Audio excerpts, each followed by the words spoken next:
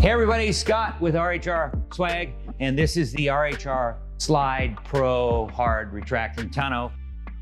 The Pro has T-slot rails in it, so it accommodates racks like this XRS series, kind of a mid-height truck rack.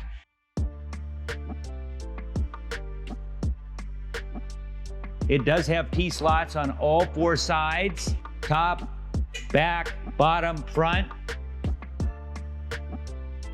And you can adjust it. And of course, the hard retracting tonneau works like most hard retracting, where it goes into a canister. And so there's a nice unlock there, and it slides forward. And then of course, when you need to close it, you just grab the pull cord and you can pull it closed.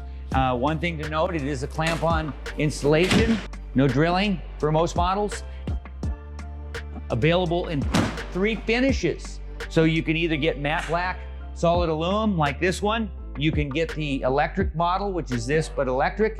So you can power it with the key fob, or of course the vinyl over aluminum model, which is kind of the starter. And of course, if you don't want to do T-slots at all, we do have our basic RHR Slyde tonneau cover, which you can remove the canister on that model, but it does not have T-slot rails.